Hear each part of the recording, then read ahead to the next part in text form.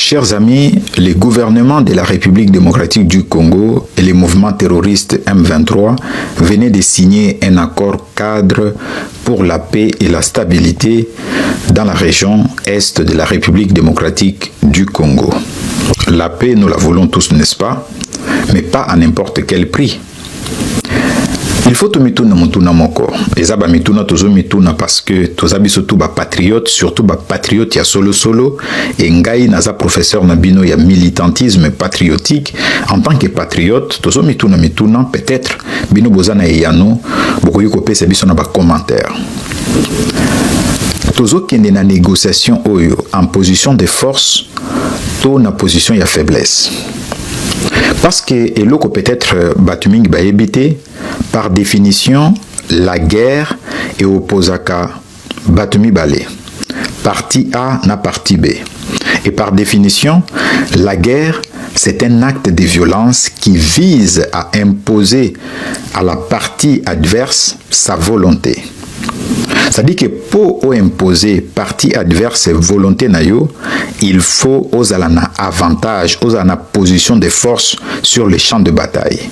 Est-ce que sur les champs de bataille, nous avons la supériorité? Est-ce que sur les champs de bataille, nous avons la position de force? Ezaka mituna tozo mituna pour que et permettre biso to imposer volonté na biso sur la table de négociation. Bouti Kolanda bino nyonso, soi-disant porte-parole, il y a un mouvement terroriste M23, alobi que ba position écotique à la figée, accord cadre où ils ont signé et co-changé et l'autre côté sur les champs de bataille, accord cadre ils ont réparti na ba 8 chapitres et ba 8 chapitres wanande et ko sala objet à négociation sur les causes, soi-disant les causes profondes où itindi bango basimba manduki. Mais causes profondes na bango ezanini. Ce sont les ambitions, les missions, les intérêts de Paul Kagame. Parce qu'il y a un penseur de la guerre qui s'appelle Clausewitz qui a dit la guerre, c'est la continuation de la politique par d'autres moyens. Il poursuit la guerre et servakanango kaka les objectifs, le but politique. But politique à Paul Kagame ezanini.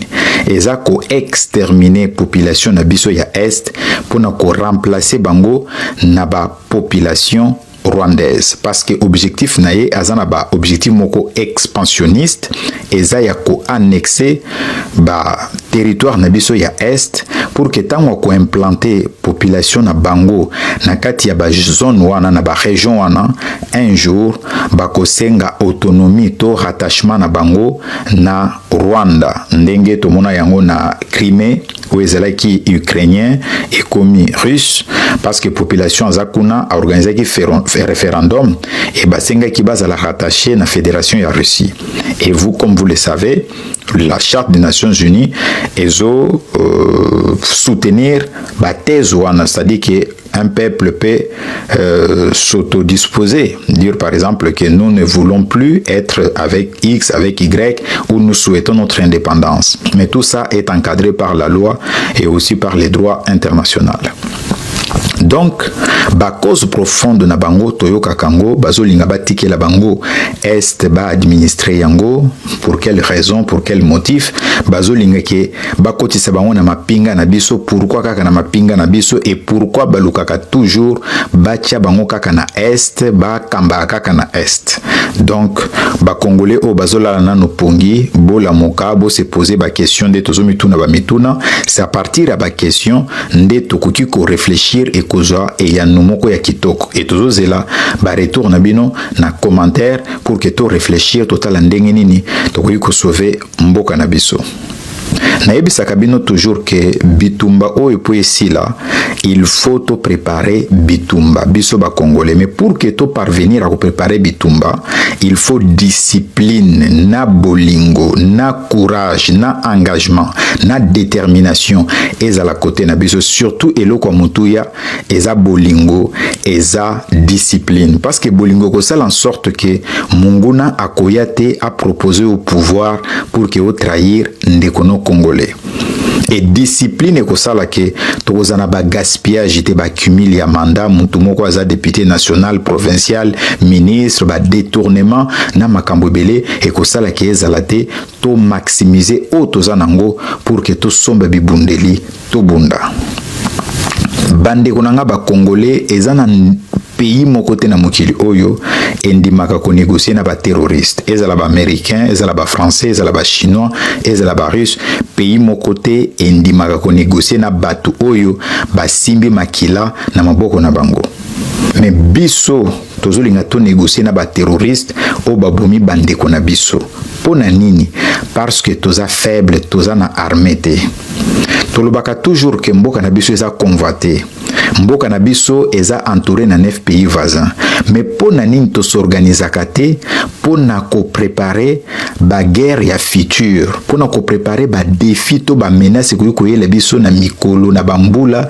na ba décennie ko ya na sima parce que ba konzi na biso batalaka awa batalaka musika te alors que na ba bikolo mususu eza na ba acte oyo batu mususu ba posa ba gouvernant mususu ba posa ça fait 200 ans 300 ans et zo continuer ko produire ba effet na yango ya positif tina mokolo lelo oyo mais ba konzi na biso tant ba kotaka na pouvoir batalaka mabomu na bango batalaka lelo batalaka lobi na bango te nde kokoso o tozana ngo na République démocratique du Congo bino moko bolandaki oyo ya moko ya bakonzi na biso azalaki ex-président ya parlement na biso assemblée nationale monsieur Mbosso Kodia alobaki ke bino bandeko na ngai ba député bolongo ba groupe armé c'est-à-dire que ye aza deuxième personnalité à pays na niveau wana azana ba information sur qui fait quoi mais pona nini ti lelo ba interpeller bato wana te mboka nini na mokili ebomaka te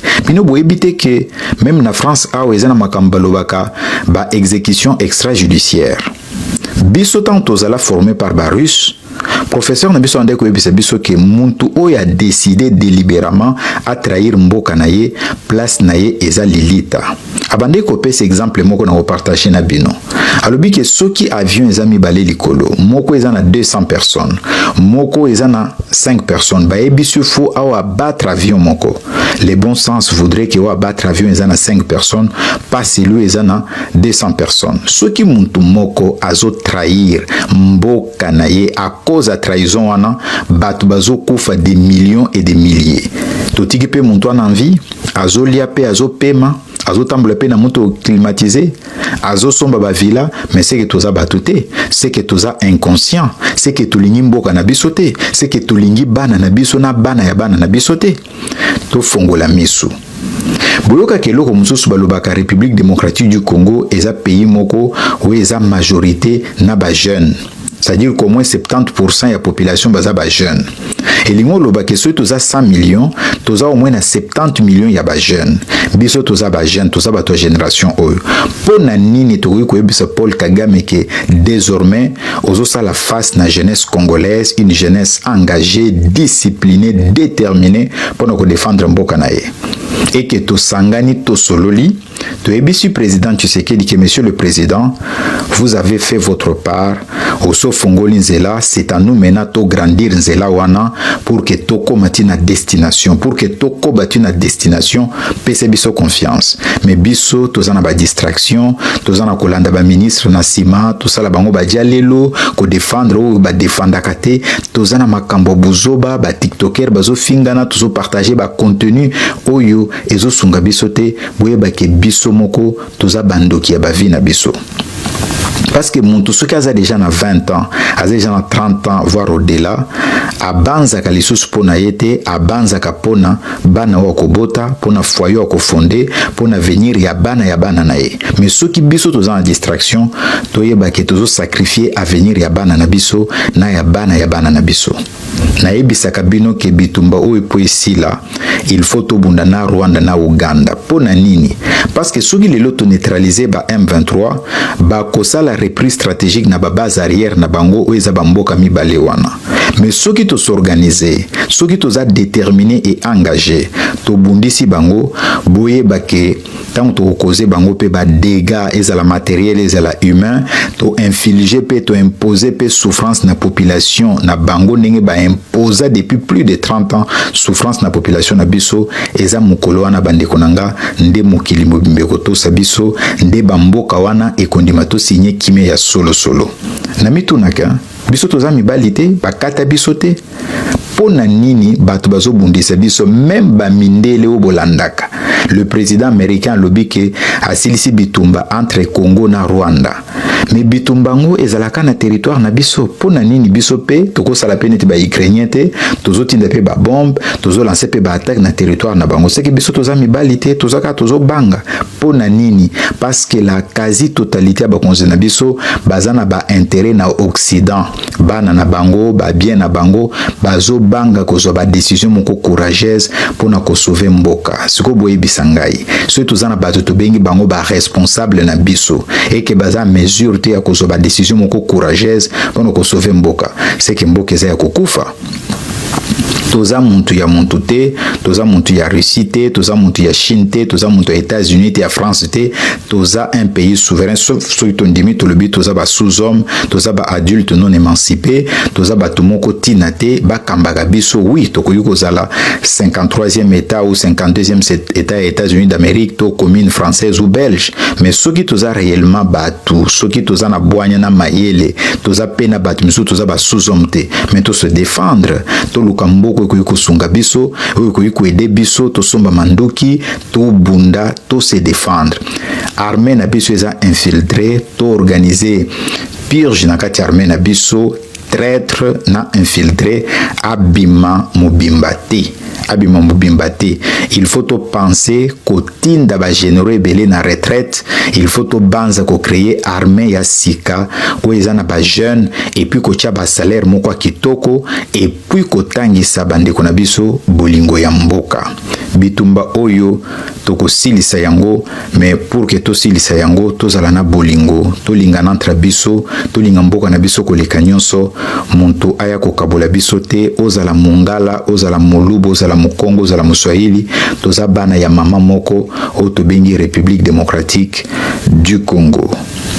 Merci Nabino de Bolandaki biso ezali ngai ndeko Nabino Platini Chimpumpu, professeur Nabino ya militantisme patriotique, bokomela biso bopesa biso ba idée to échanger eza pona mboka na biso tango bino bozo partager bozo liker eza façon Nabino ya ko soutenir mboka na bino tango biso pe tozo simba micro boye eza pe lolenge na biso ya ko défendre mboka na biso.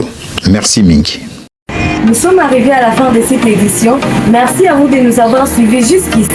Si vous avez apprécié ces contenus, n'oubliez pas de vous abonner à notre chaîne, d'activer la cloche de notification pour ne rien manquer de nos prochaines vidéos. Likez et partagez cette vidéo. On se retrouve très prochainement. À bientôt.